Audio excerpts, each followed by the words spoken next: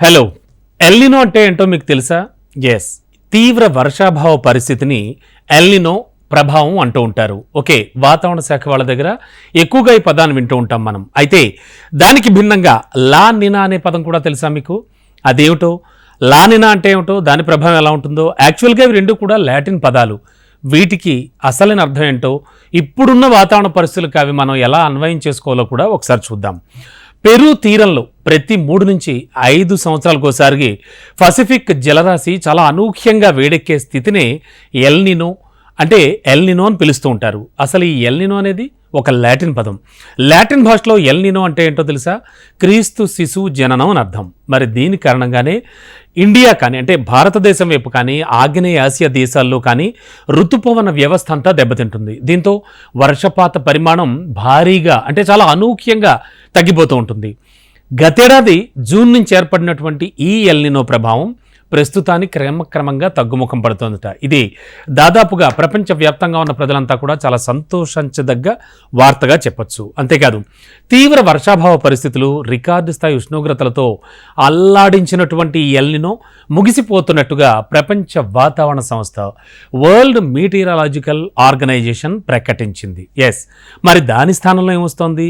అదే July September మధ్యలో లా నినా ఏర్పడడానికి చాలా సానుకూలంగా ఉందని కూడా తెలిపింది. దీంతో ఈ ఏడాది నైరుతి ఋతుపవనాల సీజన్లో సాధారణం కంటే కూడా అధిక వర్షపాతం నమోదయ్యే అవకాశం ఉంటుంది. అయితే మనం ఇక్కడ ఒక చిన్న లాజిక్ విషయాన్ని కూడా గమనించాలి.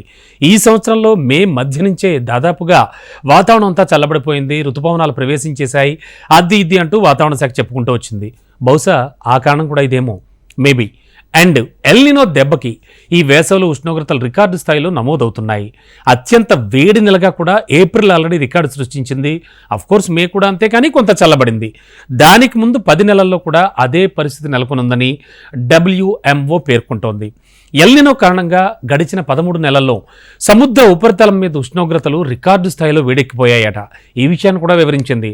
అంతేకాదు, మధ్య తూర్పు పసిఫిక్ మహాసముద్ర జలాలన్నీ కూడా అసాధారణ స్థితిలో వేడెక్కడంతోనే ఈ సిచ్యువేషన్ నెలకొంటుందని, అలాగే చాలా హ్యూమన్ యాంగిల్ నుంచి చూస్తే కనుక మానవ చర్యల వల్ల ఈ క్లైమేటిక్ కండిషన్స్ కానీ, సముద్రాల్లో పేరుకుపోయిన అదనపు శక్తి కూడా ఇందుకు ప్రధాన కారణమని పేర్కొంటోంది. ఎల్నినో బలహీనపడుతున్నప్పటికీ కూడా ఇండియా కానీ, పాక్ కానీ ఇలాంటివన్నీ కలిగి ఉన్నటువంటి దక్షిణాసియా దేశాల్లోని కోట్లాది మంది ఈ వేసవిలో చాలా తీవ్రమైన ఉష్ణోగ్రతలను ఎదుర్కొన్నారు. ఈ ఏడాది జూన్ ఆగస్టులో తటస్థ పరిస్థితులు నెలకొనడానికి, లా నినా ఏర్పడడానికి అవకాశాలు 50% చొప్పున పెరిగాయని ఉన్నాయని కూడా WMO స్పష్టం చేసింది. సో ఎల్నినో ప్రభావం మాత్రం అత్యంత వేగంగా తగ్గింది. లా నినా ప్రభావం అయితే మాత్రం వేగంగా విస్తరిస్తోంది. ఏదేమైనా కూడా ఈసారి వాతావరణ శాఖ నిపుణులు చెప్తున్నట్టుగా కూడా వాతావరణం చాలా చల్లబడుతోంది. నైరుతి ఋతుపవనాలు ఆల్రెడీ ప్రభావాన్ని చూపించడం మొదలుపెట్టాయి. సో ఎల్నినో కాకుండా లా నినా మాత్రం ఈసారి ఖచ్చితంగా వర్షాలు కురిపించి ప్రపంచవ్యాప్తంగా కూడా దాదాపుగా మధ్యాసియా అండ్ మనం అనుకున్నటువంటి ఇప్పుడు ఈ ప్లేసెస్ అన్నీ కూడా చాలా చక్కటి వర్షపాతాన్ని అయితే కలిగి ఉంటాయని కూడా తెలియజేస్తోంది WMO.